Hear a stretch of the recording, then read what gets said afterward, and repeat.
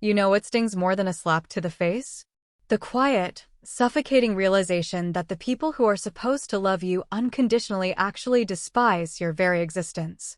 You know what? My sister Vesper sneered, her voice dripping with a toxic blend of arrogance and venom.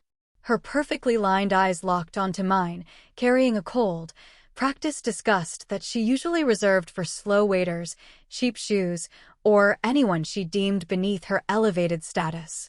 You are a burden to us. You drag this family down. The words hung in the stale air of the cramped, stuffy living room, sharp and heavy, slicing through the tension like a physical blade.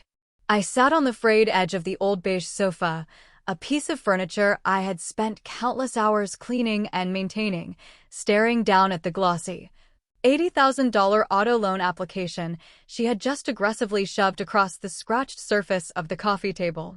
She wanted me to co-sign for a sports car, a luxury vehicle she supposedly desperately needed to maintain her image as a high-end real estate agent in a competitive market. My credit score was perfect, untarnished by late payments or frivolous spending. Hers was an utter disaster, hidden behind designer labels, endless check-ins at overpriced restaurants, and a carefully curated social media presence that screamed wealth she did not actually possess. When I calmly and rationally told her no, explaining that I could not take on that kind of financial risk for a car I would never drive, her polished, fake mask slipped entirely, revealing the ugly, demanding entitlement underneath.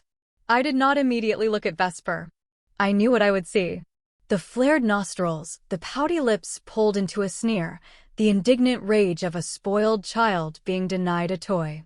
Instead, my gaze shifted slowly to our parents, seeking some semblance of reason, some shred of parental intervention. I waited for the reprimand. I waited for my father, Orson, to use his booming former human resources manager voice to tell her she was out of line, to remind her that speaking to her older sister that way was unacceptable. I waited for my mother, Sabine, to flutter her manicured hands, smooth the tension, and say we should all just calm down and get along like a normal family. But they did not utter a single word of defense. Orson let out a long, heavy, theatrical sigh, crossing his arms over his broad chest as if my very presence, my very act of breathing in his living room, was exhausting his soul.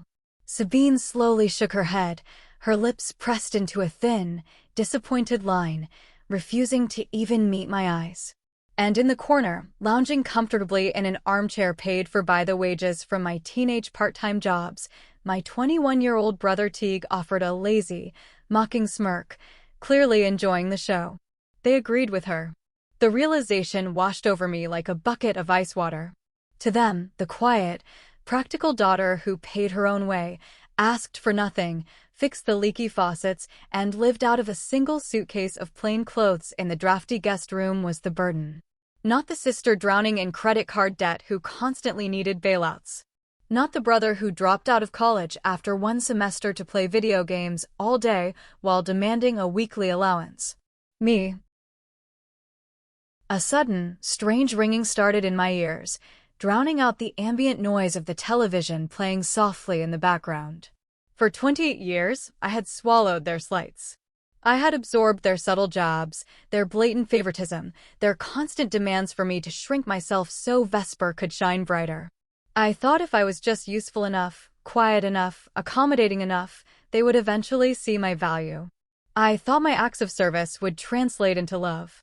But looking at them right now, seeing the unified, unbreakable wall of contempt, something inside the deepest part of my chest snapped. It was not a loud, dramatic break. It was a quiet, profound severing of a bond one had spent my entire life trying to tie. I did not scream. I did not cry. I did not throw the $80,000 loan application back in her perfectly contoured face, even though my fingers twitched with the urge to rip it to shreds. I stood up. The worn springs of the sofa groaned in the silent room, the only sound breaking the heavy stillness. I walked past Vesper, whose chin was raised in defiant victory, fully believing she had just bullied me into submission. I walked past my mother's averted eyes, refusing to seek a maternal warmth that was never there.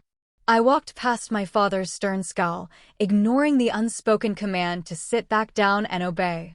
I walked down the narrow, dimly lit hallway to the small, drafty guest room that I was occasionally allowed to sleep in, a room that felt more like a storage closet than a sanctuary. I pulled my faded canvas duffel bag from the top shelf of the closet. I did not fold my clothes with care.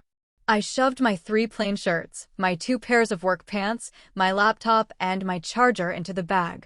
I zipped it up with a harsh, metallic sound. I walked back through the living room. The scene had not changed. None of them spoke. Teague was already scrolling on his phone, entirely unbothered.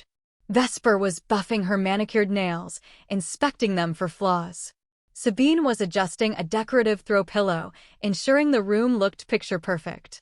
Orson was staring blankly at the muted television. I walked out the front door. I pulled it shut behind me. I closed the door without making a single sound. The night wind hit my face, bitter and sharp, biting through my thin sweater, but it was nowhere near as cold as the eyes of the people inside that house. They sat in their living room, smug and satisfied, thinking they had just discarded a useless weight. They thought they had finally put the boring, stubborn sister in her place. They had no idea that they had just shattered their only life raft. I threw my heavy duffel bag into the passenger seat of my beat-up sedan. The engine sputtered in protest before roaring to life, a rough, mechanical cough that sounded exactly like how my throat felt. I pulled away from the curb, gripping the steering wheel tight, leaving the perfectly manicured lawn of my childhood home in the rearview mirror. I drove without a destination at first, letting the rhythmic flash of yellow streetlights wash over the dusty dashboard. The silence in the car was deafening, leaving far too much room for the ghosts of the past to rise up and demand my attention. Vesper's voice echoed relentlessly in my head.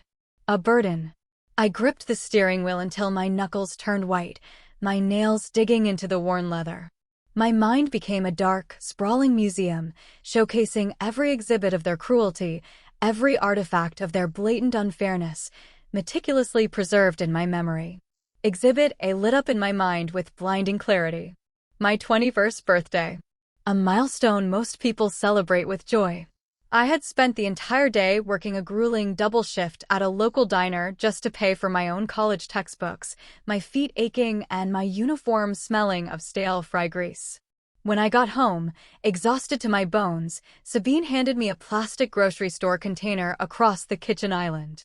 Inside was a $12 sponge cake with a neon yellow smiley face piped in cheap, sugary icing. "Happy birthday, Linnea," she had said, not even bothering to look up from her digital tablet where she was browsing vacation rentals. We didn't have time to go to the actual bakery today. Just 6 months later, Vesper turned 21.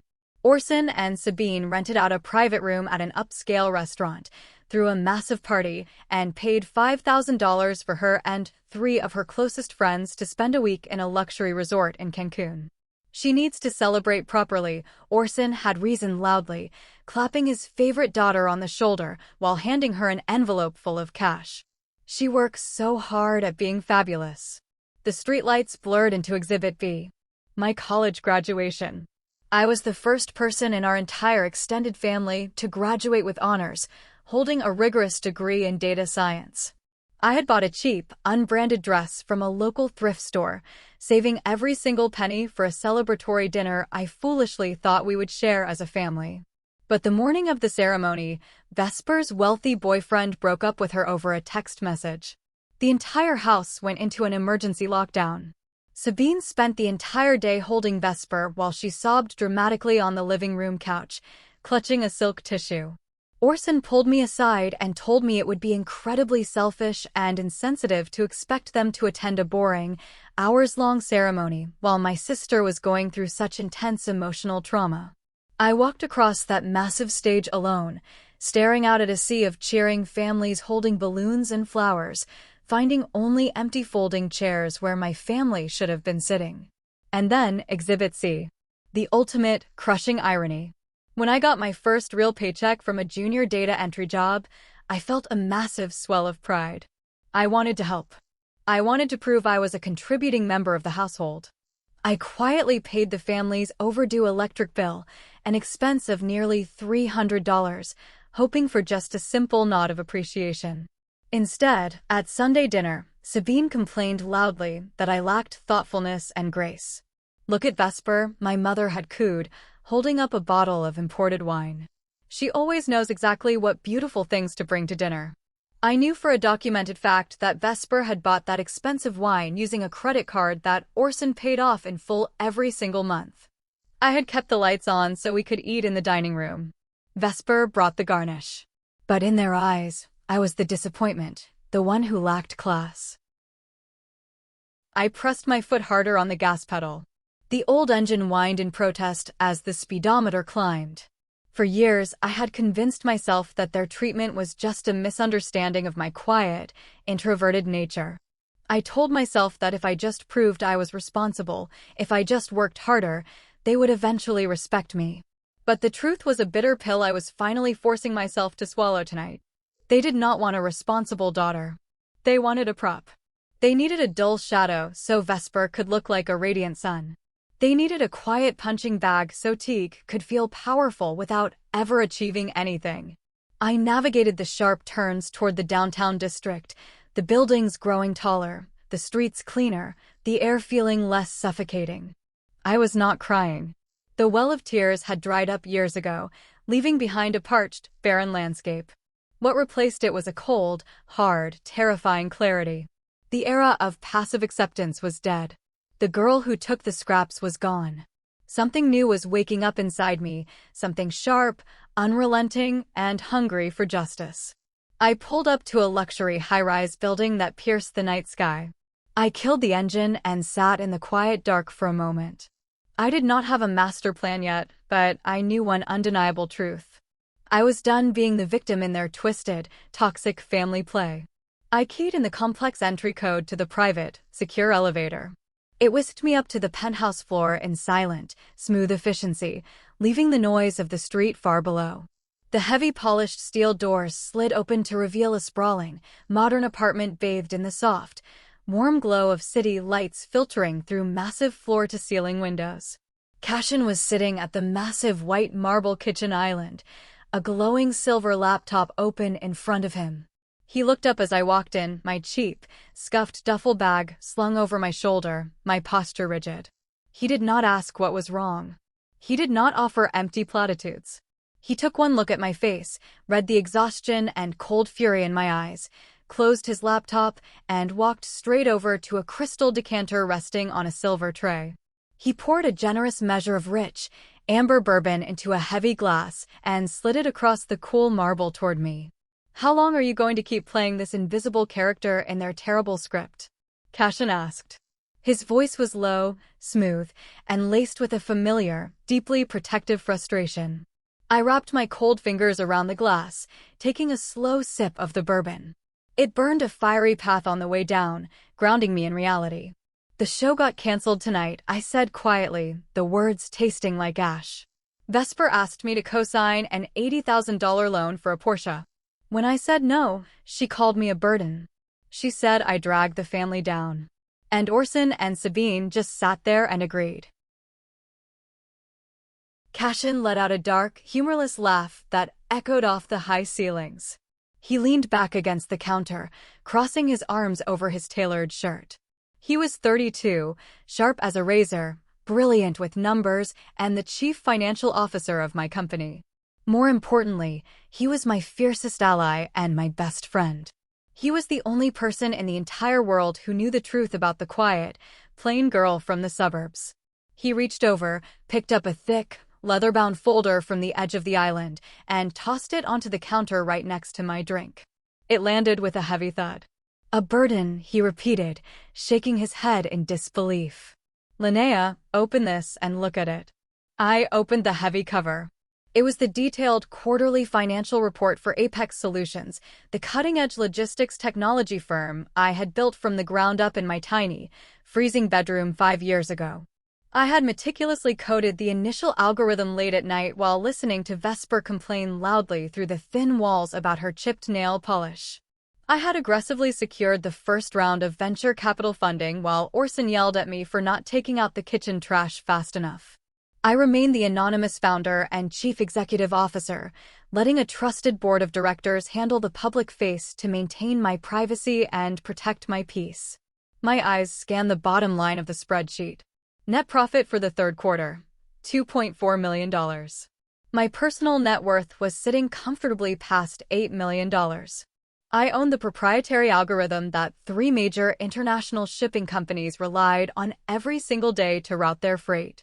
"You are a self-made millionaire," Cashin said, tapping a firm finger on the printed paper. "You personally employ over 200 people. You dictate global market trends. And yet, you drive a car that belongs in a scrapyard and wear sweaters that look like they survived a war, just to keep those greedy parasites from bleeding you dry." He was right. I had purposefully hidden my wealth, my success, and my power because I knew exactly what my family would do if they found out. They would not congratulate me. They would not be proud. They would demand access. Orson would suddenly need massive capital for a brilliant business venture that would inevitably fail.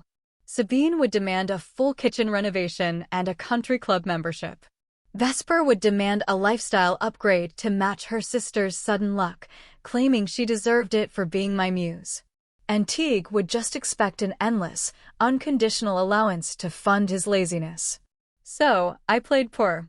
I played the boring, low-level data entry clerk. I hid my entire life to protect my sanctuary.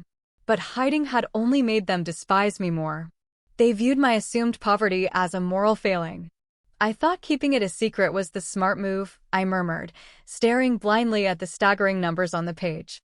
"I thought if I had nothing for them to take, they would just leave me alone." But it just made them think I was a worthless loser. "They only value what they can exploit," Cashin replied bluntly, pouring himself a drink. "You cut off their access to your pristine credit score tonight. That is literally all they care about."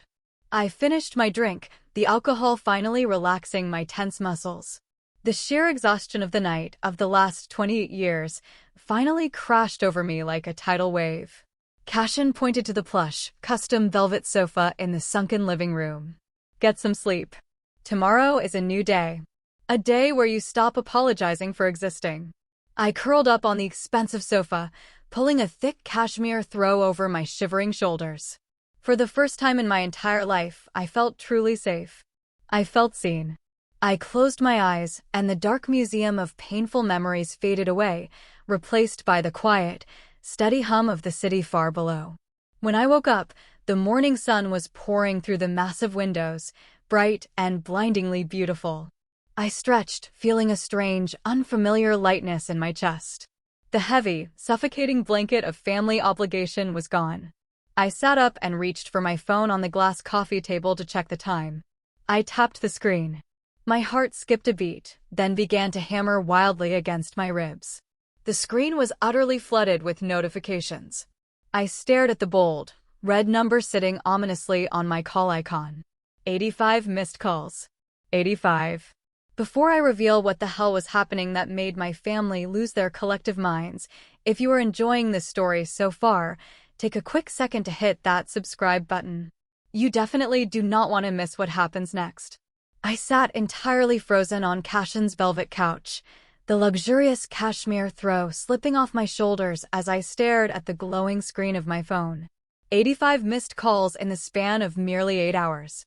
My family, the exact same people who had silently and smugly watched me walk out the door into the freezing night without uttering a single word of protest, were now desperately trying to hunt me down like a fugitive. I did not call back. I refused to give them the satisfaction of an immediate response. Instead, I opened my voicemail inbox, my finger hovering over the play button. The first message was from my father, Orson, left at precisely 2 in the morning. His voice carried its usual arrogant, demanding authority, but the edges were frayed, betraying a deep, underlying panic. "Linnea, call me back immediately. We have a massive problem here. Stop throwing a childish tantrum, turn the car around, and get home right now. We need you to fix this mess." I hit next, my expression hardening. The second message was from my mother, Sabine.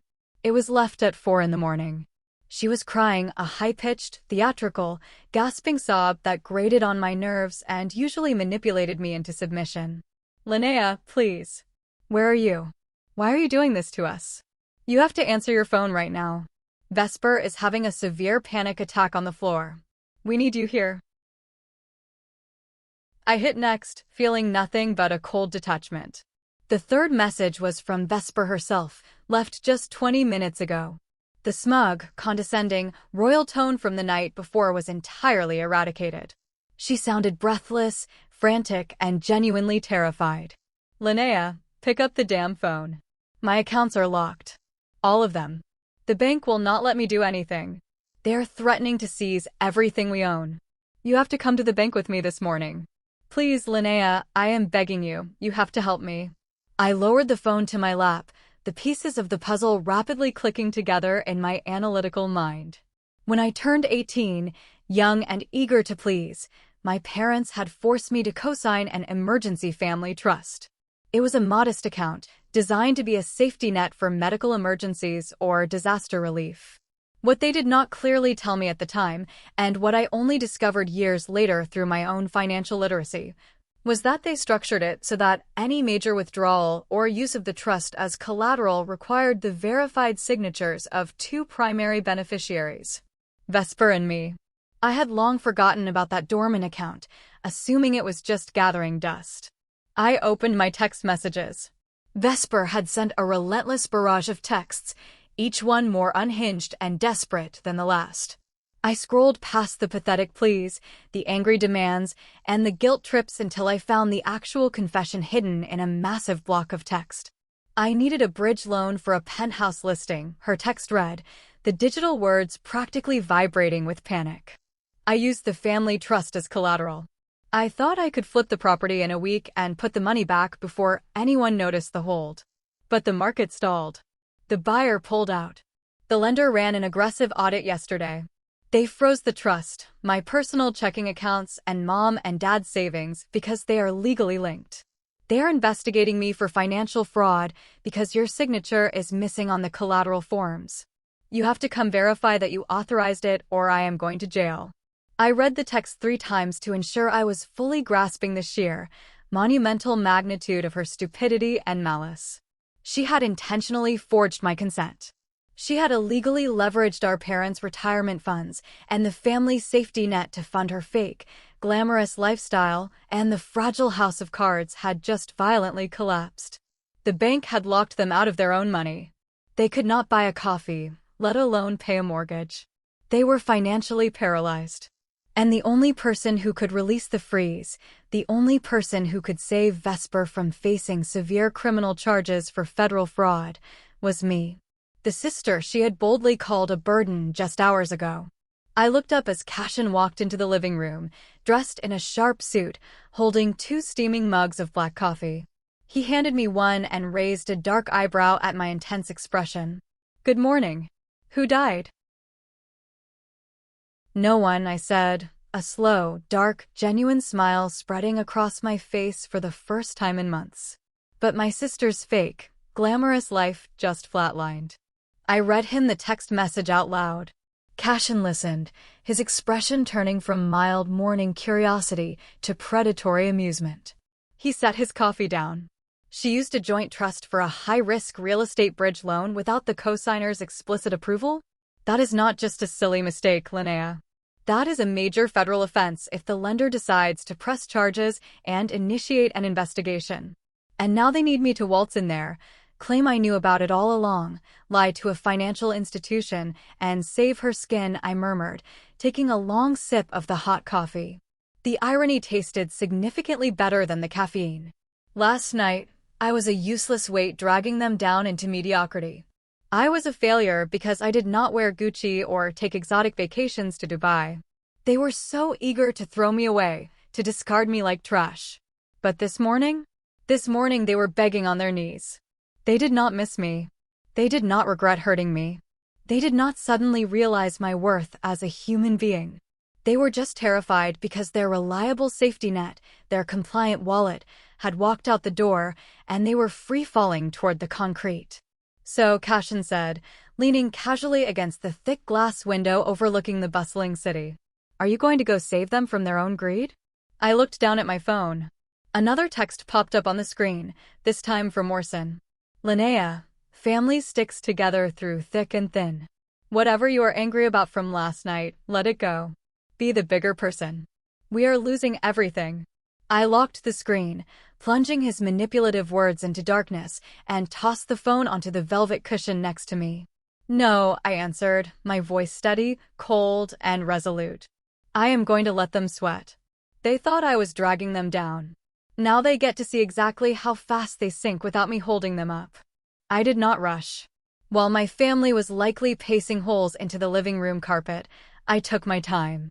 I took a long, incredibly hot shower in Cashin's luxurious, spa-like guest bathroom. I let the steaming water wash away the lingering, oppressive smell of that stale, beige sofa from my parents' house. I used expensive shampoo that smelled of rich cedar and bergamot, savoring the feeling of luxury I had stubbornly denied myself for years just to maintain an illusion of poverty. When I stepped out and dried off, I did not reach for my faded thrift store clothes. I opened the heavy canvas garment bag I always kept tucked away in Cashin's closet for extreme corporate emergencies. Inside was my real armor.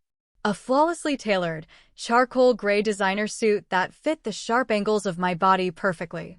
I slipped into a crisp, pure white silk blouse, buttoned the jacket, and stepped into a pair of black, pointed-toe stilettos that commanded attention and respect with every single step. I pulled my hair back into a sleek, severe twist, pinning it tightly. I looked in the full-length mirror and did not see the quiet, submissive, beaten-down daughter anymore. I saw the chief executive officer of Apex Solutions. I saw power. Cashin and I left the apartment and took his private, chauffeured car to my corporate office downtown.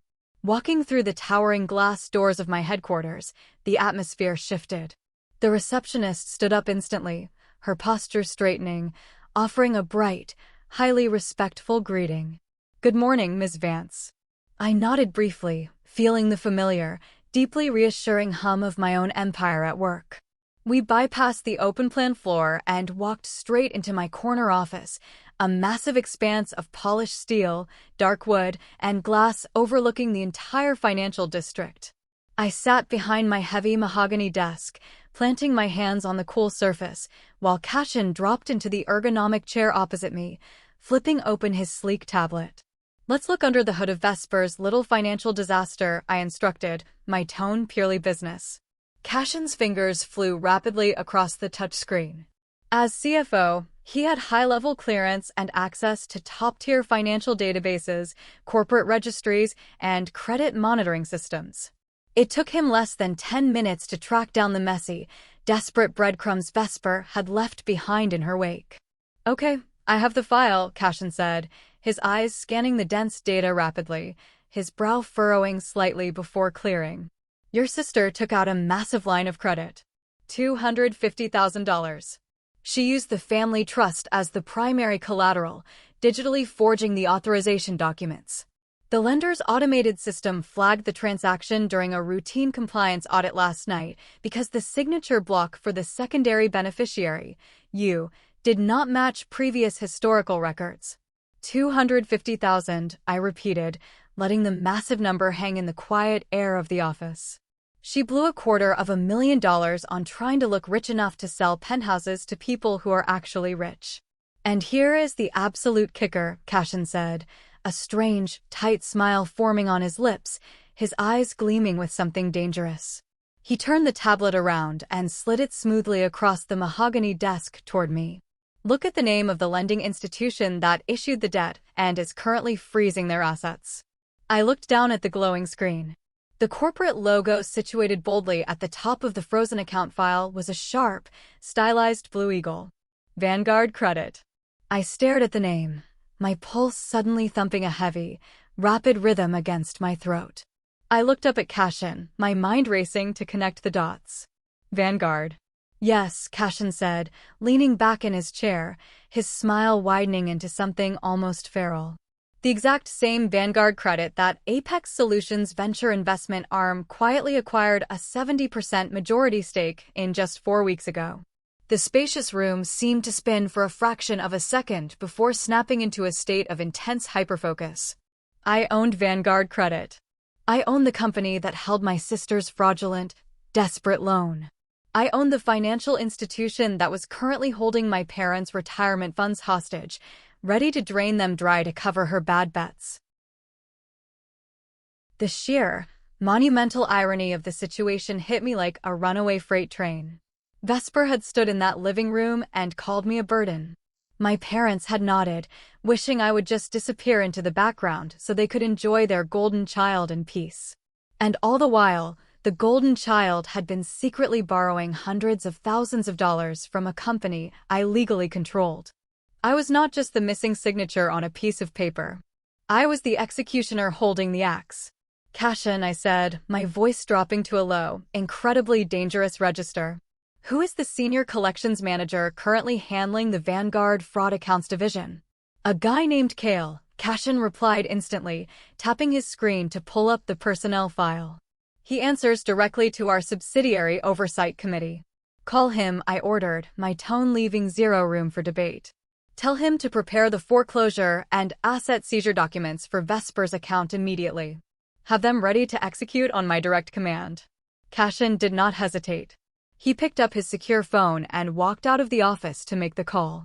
I sat alone in the quiet luxury of my office, looking out at the sprawling city skyline, watching the tiny cars move like ants.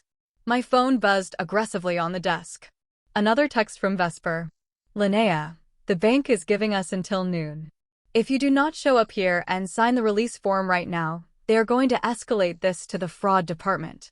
Mom is hysterical and crying on the floor. Dad is threatening to call the police on you for family abandonment. Get here now. She was still trying to bully me. Even when she was actively drowning, gasping for air, she thought she could order the water to stop rising. She thought I was just a frightened little mouse who would scurry back home the moment my father raised his voice and made a threat. I picked up my phone. I opened the family group chat. I did not type a long apology. I did not ask for explanations or demand respect. I typed exactly 3 words. I am coming. I hit send. I stood up, smoothing the front of my expensive charcoal suit. Vesper thought she was dealing with the weak sister she could easily push around. She had no idea she was about to face the creditor who held her entire life, her freedom, and her fake reputation in the palm of her hand. I walked down to the secure, climate-controlled underground parking garage beneath my office building. I purposely bypassed the practical, unassuming sedan I usually drove to family events, the car they constantly mocked. Instead, I walked over to the VIP section and unlocked my real car. A sleek, midnight black Porsche Cayenne. The engine roared to life with a deep, throaty growl that echoed off the concrete walls, vibrating through my chest. I drove through the busy city streets with a terrifying sense of calm. The frantic, chaotic energy of my family's endless text messages felt like a distant, irrelevant storm. I was sitting firmly in the eye of it, entirely untouched by their manufactured crisis. As I approached the familiar, tree-lined suburban street where I grew up, I made a calculated tactical decision. I did not park in the cracked concrete driveway. I did not want them to see the car yet. I wanted them to experience the massive shift in power face-to-face, in the very room where they had humiliated me. I parked the Porsche 3 blocks away, tucked neatly alongside the curb of a quiet neighborhood park. I stepped out of the vehicle. The sharp, rhythmic click of my stilettos against the pavement sounded like a ticking clock counting down their final minutes of ignorance. I walked the 3 blocks with my head held high, my shoulders squared, the morning sun glinting off my watch. I did not hunch my shoulders. I did not try to make myself small to avoid taking up space. The tailored suit felt like heavy armor, projecting an authority I had always possessed deep inside but never allowed them to see. I reached the front walkway of my parents' house. The front door was slightly ajar, swinging lazily in the breeze, as if they were too panicked and distracted to even close it properly. I could hear their frantic voices bleeding out onto the porch. What if she doesn't come? Vesper's voice was shrill, laced with genuine panic, a far cry from her usual confident drawl. What if she actually turned off her phone and blocked us? She will come, Orson's voice boomed from the living room, though it lacked its usual heavy, confident weight. It sounded forced. She always caves. She just wants attention. When she walks through that door, do not apologize, Vesper. Do not show weakness. Just hand her the pen and tell her to sign. I paused on the wooden porch, letting his arrogant words wash over me. She always caves. I pushed the door open. It swung wide, hitting the interior wall with a loud, resounding thud that echoed through the house. The three of them jerked their heads toward the entryway simultaneously. They were gathered around the coffee table, which was now entirely buried under stacks of printed bank statements, red-lettered legal threats, and a single, glaring document with a bright yellow sticky note pointing aggressively to a blank signature line. For a long, agonizing moment, nobody spoke. They just stared at me. They were expecting the girl in the oversized sweater and faded jeans, eyes downcast, ready to absorb their anger and fix their mistakes. They were expecting the burden. Instead, they were looking at a woman in a $3,000 suit, wearing shoes that cost more than their monthly mortgage payment, with an expression carved from solid ice. Vesper blinked rapidly, her eyes darting from my polished hair down to my shoes, her brain struggling to process the visual information. Sabine's mouth parted slightly, a soft gasp escaping her lips. Orson frowned deeply, clearly thrown off balance by my commanding appearance, but his deeply ingrained arrogance quickly overrode his temporary confusion. "Where the hell have you been?" Orson demanded, taking an aggressive step toward me, trying to reclaim the room. He pointed a thick, trembling finger at the coffee table. "Do you have any idea the intense stress you have caused this family today? Stop playing dress up, get over here, and sign this paper." I did not move a single inch. I stood planted in the entryway, looking at them like they were pathetic strangers. "I caused the stress?" I asked, my voice calm, smooth, and chillingly quiet. That is an incredibly interesting way to frame federal embezzlement. Vesper flinched as if I had struck her. She lunged forward, grabbing the document from the table and practically shoving it into my face, the paper crinkling in her frantic grip. "Just shut up and sign it, Linnea. We do not have time for a moral lecture. The bank is about to seize everything we own.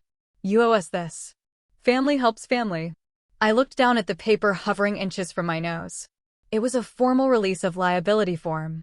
Signing it would retroactively authorize her fraudulent use of the trust fund and transfer the massive burden of the debt fully onto the family's assets, clearing her of the criminal fraud charges. "Family helps family," I repeated softly, tasting the bitter hypocrisy of the phrase.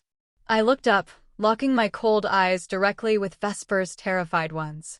"Last night, in this exact room, you told me I was a burden. You told me I dragged you down. And Mom and Dad sat right there and agreed. I was angry." Vesper shrieked, her face turning an ugly, blotchy red. "It was just a stupid fight. Get over it.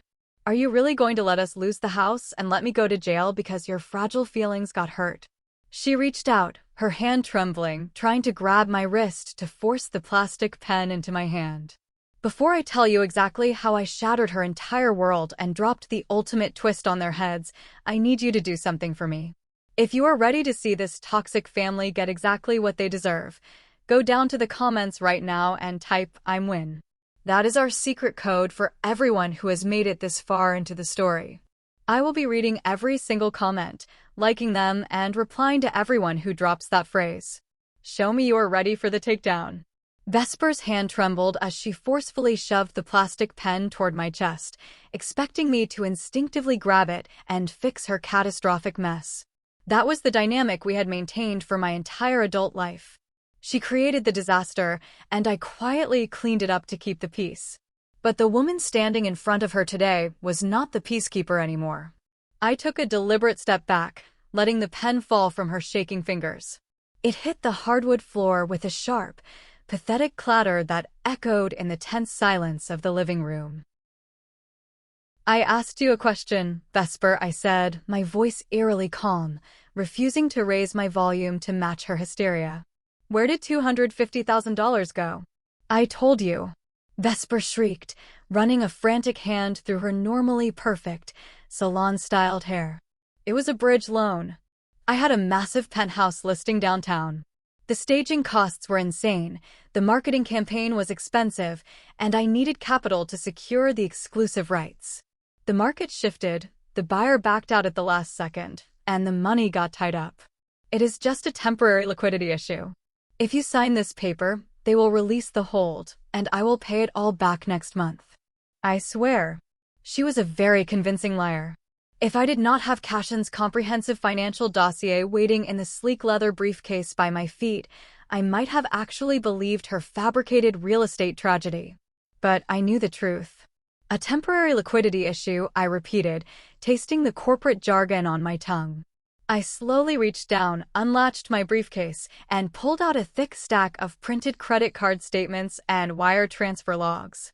I tossed them onto the coffee table right on top of her release form. That is a fascinating way to describe 3 separate luxury vacations to Dubai in the last 12 months. Vesper's face drained of color, turning a sickly, pale white. She stared at the papers as if they were venomous snakes. Or maybe, I continued, pacing slowly around the edge of the coffee table, the liquidity issue stems from the 5 different authentic Birkin bags you purchased in Paris last spring. Or the private helicopter tours. Or the $50,000 in mysterious, undocumented cash withdrawals from the ATM at that high-end casino. Sabine let out a horrified gasp, clutching the collar of her blouse. Vesper, what is she talking about? You told us your real estate firm paid for those trips as a bonus for being their top performer. They did not, I answered for her, my eyes locked on my sister's terrified face. She funded her entire fake, glamorous influencer lifestyle by secretly draining the family emergency trust and using it to secure a massive line of credit. She has not sold a single penthouse in 2 years. Orson's face turned a deep, dangerous shade of purple. He turned his fury toward me, unable to accept that his golden child was a fraud. How did you get these documents, Linnea? Have you been illegally snooping through her mail? You have no right to invade her privacy. You are trying to deflect from the fact that you are abandoning your family.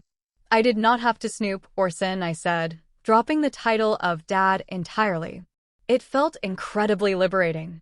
When someone owes $250,000 and commits loan fraud, their financial privacy ceases to exist. I turned my attention to Teague, who had been sitting unusually quiet in his armchair, trying to blend into the upholstery. He looked terrified. And let us not forget the most interesting line item on these bank statements, I said, picking up a specific page and holding it up to the light. Every single month, on the first of the month, Vesper wires exactly $1,500 to a checking account registered to our dear brother, Teague. Tell me, Teague, what is the monthly retainer for? Hush money so you would not tell Mom and Dad that she was broke and forging documents. Teague practically choked on his own saliva. He shrank back into his chair, unable to meet our father's furious gaze. The entire room erupted into chaos. Orson began screaming at Vesper. Sabine began sobbing loudly, asking where they went wrong. Vesper was crying, screaming at Teague for being a traitor, and demanding that I sign the paper to make it all go away. Right at the peak of their screaming match, a sharp, piercing ringtone sliced through the noise.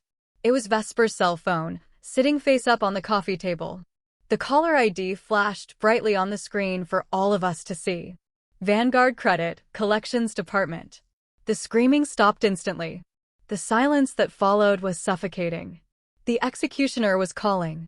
Answer it, I commanded, my voice slicing through the heavy, terrified silence of the living room. Vesper stared at the ringing phone as if it were a bomb about to detonate. Her hands were shaking so violently she could barely swipe the screen to accept the call.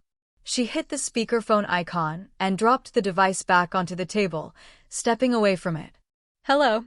Vesper's voice was a frail, pathetic whisper. Am I speaking with Miss Vesper? The voice on the other end was deep, professional, and entirely devoid of human empathy. It was Cale, the senior collections manager. His tone was the exact sound of impending financial doom. Yes, this is her, she stammered. Miss Vesper, this is Cale calling from the Asset Recovery Division of Vanguard Credit. We informed you yesterday that you had until noon today to produce the secondary beneficiary's verified signature, or we would initiate the asset seizure protocol. It is currently 12:15. We have not received the documentation. Therefore, we are moving forward with freezing all linked accounts permanently and filing the formal fraud complaint with the federal authorities." Sabine let out a loud wail, burying her face in her hands. Orson, driven by pure panic and his desperate need to be in control, lunged toward the coffee table and shouted into the phone. "Listen to me, Kale, or whatever your name is. This is Orson, her father. We have the cosigner right here in our living room. She is standing right here. She is going to sign the paper right now and fax it over. You cannot take our house. You cannot do this to us over a simple misunderstanding." There was a brief pause on the line. The sound of typing echoed through the speaker. "Sir, $250,000 in fraudulently secured debt is not a misunderstanding," Kale replied, his voice chillingly calm. "Furthermore, verbal confirmation from an unauthorized third party is insufficient. I need to speak directly with the secondary beneficiary on the account to verify her identity and her intent to sign the release of liability." Orson practically shoved the phone toward me across the table. "Talk to him," he hissed, his eyes wide with desperate rage. "Tell him you are signing it." I looked at my father. I looked at my mother, who was sobbing into her hands. I looked at Vesper, who was trembling like a leaf in the wind. I took a slow, deep breath, letting the incredible weight of the moment settle over my shoulders. I stepped closer to the table, looking down at the glowing phone. "Hello, Kale," I said. My voice was steady, clear, and carried the unmistakable cadence of authority. There was a long, heavy silence on the other end of the line. The aggressive, cold demeanor of the collections agent vanished instantly.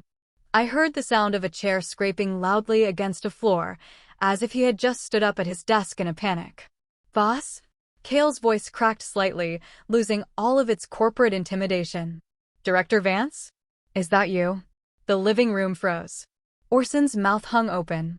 Vesper stopped crying, her eyes starting between me and the phone in pure, unadulterated confusion. Sabine lowered her hands from her face.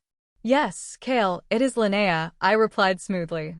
"Ma'am, I deeply apologize," Kale stammered, his tone shifting into one of absolute, unwavering respect. "I had no idea this account was tied to your personal family. The system just flagged the fraud anomaly. If I had known these were your relatives, I would have flagged it for your private review immediately. Please advise on how you want us to proceed with this account." I looked up from the phone, making direct eye contact with Vesper. Her jaw was practically on the floor. The realization was slowly, painfully dawning on her. "The foreclosure and asset seizure documents I asked Cashin to have you prepare this morning," I said, my voice echoing in the dead silent room. "Are they ready?" "Yes, Director Vance," Kale confirmed quickly. "The legal team finalized them 10 minutes ago. We just need your authorization to execute the liens on the primary residence and the linked retirement accounts." "Thank you, Kale," I said. "Keep them on standby. I will call you back in 10 minutes with my final decision." "Understood, boss." Standing by. The call disconnected with a soft click. I stood in the center of the living room, the silence pressing in from all sides. My family looked at me as if I had just taken off a human mask to reveal a terrifying alien underneath.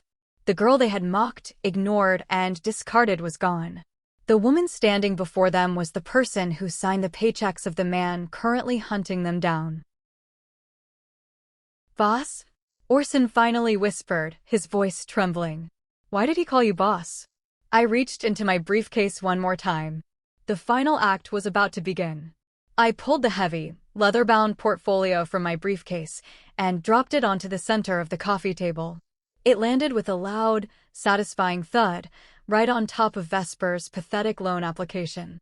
The gold embossed letters on the cover gleamed in the afternoon light. Apex Solutions, Executive Financial Summary. "He called me boss," I said, my voice dripping with icy precision, because 4 weeks ago, my venture capital firm acquired a majority stake in Vanguard Credit. I own the institution that holds Vesper's fraudulent debt. I am the creditor. I am the one who froze your accounts. I am the one who ordered the foreclosure papers." The room erupted into a symphony of gasps. Sabine grabbed the edge of the sofa to steady herself, her face turning a ghastly shade of gray. Teague pressed his back so hard into his chair I thought the wood might snap. Vesper just shook her head, unable to process the words I was speaking. That is impossible, Orson stammered, pointing a shaking finger at me. You are a data entry clerk. You make $40,000 a year. You drive a car with a rusted bumper. You cannot own a bank. I am the founder and chief executive officer of Apex Solutions, I corrected him, tapping the leather portfolio. I built the logistics algorithm that runs half the shipping routes on the eastern seaboard. The company's current valuation is sitting comfortably at $8 million. I drive a rusted car to this house because I knew if I drove my Porsche here, you would demand the keys. I wore cheap clothes because I knew if I wore my designer suits, you would demand I buy you a matching wardrobe. I played poor to protect myself from your endless greed. I opened the portfolio, flipping to the verified asset declaration page, and slid it toward my father. Orson stared at the paper. He saw the $8 million figure. He saw the list of subsidiaries, including Vanguard Credit. His eyes widened in sheer terror as the reality of his situation crushed his arrogant spirit. Linnea, Sabine cried out, falling to her knees on the ugly carpet, reaching out to grab the hem of my trousers. Linnea, please. We are your family. You have so much money. $8 million. $250,000 is nothing to you. It is pocket change. Please, just pay off the debt and save our house. We are your blood. I looked down at my mother, feeling a profound sense of disgust. I gently stepped back, forcing her to release my clothes. Family, I repeated, tasting the bitter irony. I turned to look at Vesper, who was staring at the floor, utterly defeated. Last night, in this exact spot, Vesper looked me in the eyes and said I was a burden. She said I dragged this family down. I turned my gaze back to my parents. And you nodded. Both of you. You sat there in silence and agreed that I was a useless weight. So tell me, Mother. If you are the perfect, successful family, and I am just a worthless burden, why do you need my pocket change to survive? Nobody answered. They could not. They were trapped in the inescapable cage of their own cruelty. You did not want me here, I continued, my voice rising, filling the room with the anger I had suppressed for 28 years. You ignored my achievements. You ruined my graduation. You treated me like the hired help while treating Vesper like royalty. You let her steal your retirement to buy fake handbags, and you blamed me for not fixing it fast enough. Orson swallowed hard, his pride finally shattering into a million jagged pieces on the floor. What do you want, Linnea? He asked, his voice defeated and hollow. You hold all the cards. You own the debt. You can take the house. What is it going to take to make you sign the release form? I smiled. It was not a kind smile. It was the smile of a predator that had finally cornered its prey. I am not going to give you my money, I stated clearly. I am not going to pay off Vesper's debt. However, because I do not want the burden of knowing my elderly parents are living in a homeless shelter, I am willing to sign a legal document that removes my name from the trust, effectively releasing the lien on this house and unfreezing your personal retirement funds. Vesper's head snapped up, a glimmer of desperate hope flashing in her tear-filled eyes. You will? You will let the house go. Under one very specific condition, I said, holding up a single finger. And it is non-negotiable. If you refuse, I will call Cale back right now and authorize the immediate seizure of every asset you own. Anything, Orson pleaded, looking at me with terrified, pathetic eyes. We will do anything. Good, I said, pulling my phone from my pocket. Because we are going to make a little movie.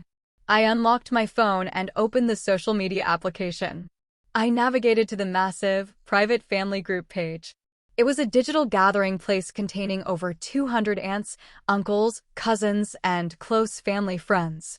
It was the exact platform Sabine and Orson used to brag about Vesper's fake real estate awards, Teague's imaginary college prospects, and to post heavily edited photos proving they were the perfect American family. Here is the deal, I said, holding the phone up. The four of you are going to sit together on that sofa. You are going to go live on the family group page for exactly 3 minutes.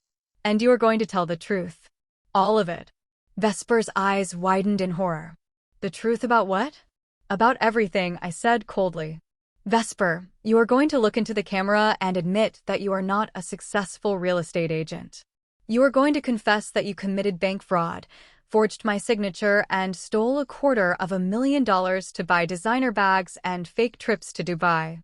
Teague, you are going to admit that you have been extorting your sister for hush money while sitting on your lazy behind. And Mom and Dad, you are going to admit that you enabled this behavior, that you allowed her to risk your home, and that you have emotionally abused and neglected your oldest daughter for her entire life. The room erupted into protests. We cannot do that. Sabine shrieked, her face pale with horror. Your Aunt Martha will see it. The pastor at our church is in that group. Our reputation will be permanently ruined. We will be the laughingstock of the entire town. I am not doing it, Vesper spat, crossing her arms defensively, her pride trying to make one final, pathetic stand. I am not going to humiliate myself in front of everyone I know. I have an image to maintain. I have clients who might find out. What clients, Vesper? I snapped back, my patience evaporating. The ones you haven't sold a house to in 2 years? You do not have an image anymore. You have a massive federal fraud investigation hanging over your head. You can either be humiliated on the internet today, or you can be humiliated in a federal courtroom next month wearing an orange jumpsuit. The choice is yours. I looked down at my expensive watch, tapping the glass face. You have exactly 60 seconds to decide. If you do not sit on that couch and hit the live button, I am calling Kale. I will take the house. I will drain the retirement accounts. And I will press criminal charges for identity theft against Vesper. I crossed my arms and waited. The silence was thick and suffocating. Orson looked at me, searching my face for any sign of bluffing. He found none. He realized the quiet, obedient daughter was dead. He was dealing with a ruthless CEO who destroyed corporate rivals before breakfast. Orson's shoulders slumped. He looked like he aged 10 years in 10 seconds. He turned to his wife. Sit down, Sabine, he muttered, his voice devoid of life. Sabine cried out in protest, but Orson grabbed her arm and pulled her down onto the beige sofa. He looked at Teague and pointed a shaking finger at the cushion next to him. Teague scurried over like a frightened rat. Finally, Orson looked at his golden child. Sit down, Vesper. We have no choice. Defeated, trembling, and weeping quietly, Vesper took her seat on the edge of the sofa. I handed my phone to Orson. The camera was already open, the live broadcast button glowing a bright, inviting red. Hit the button, I ordered. And remember, if anyone lies, if anyone tries to sugarcoat the situation, or if you end the broadcast before the 3 minutes are up, the deal is off.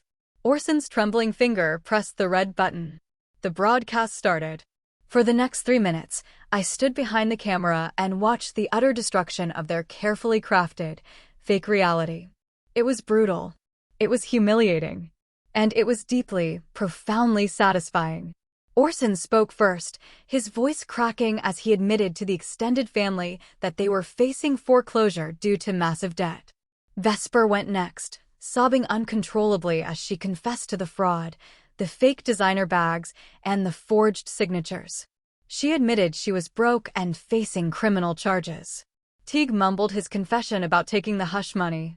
And finally, Sabine, weeping through her ruined makeup, admitted that they had treated me like garbage my entire life, favoring the golden child who eventually ruined them. As they spoke, I watched the screen on my phone. The live viewer count skyrocketed. 10 people, 50 people, 100 people. The notification chimes started pinging relentlessly as comments flooded the screen. Aunt Martha, what on earth is happening? Fraud. Cousin David, I knew those trips to Dubai were fake. You owe me $500, Vesper. Uncle Frank, Orson, how could you let this happen? What did you do to Linnea? When the timer hit exactly 3 minutes, I reached over and ended the broadcast. I took my phone back and slipped it into my pocket. The 4 of them sat on the couch, destroyed, humiliated, and stripped of the only thing they ever truly cared about, their fake image. There, Vesper choked out, wiping mascara-stained tears from her cheeks. We did it. We humiliated ourselves.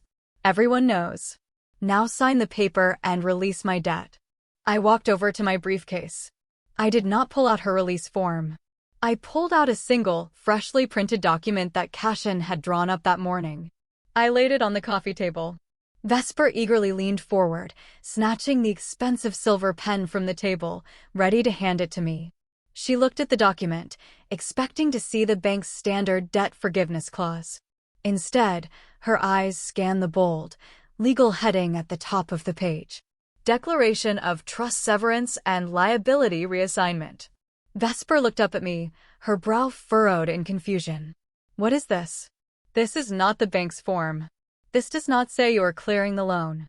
You are right, I said, taking the silver pen from her hand. It does not. I bent over the table and signed my name on the bottom line with swift, decisive strokes. I stood up, capping the pen, and looked down at my family. I told you I would sign a legal document that removes my name from the trust, releasing the lien on this house and unfreezing Mom and Dad's retirement accounts, I explained, my voice echoing with finality. And that is exactly what I just signed. By severing my connection to the trust, the bank can no longer use this property as collateral for the fraud. Mom and Dad get to keep the house. They will not be homeless. Sabine let out a massive, shuddering breath of relief, clasping her hands together in prayer. Orson closed his eyes, leaning back against the sofa cushions. Vesper, however, was staring at the paper in sheer, unadulterated panic. But what about the debt? What about the $250,000? What about the fraud charges? I looked at her, my expression devoid of any sisterly affection.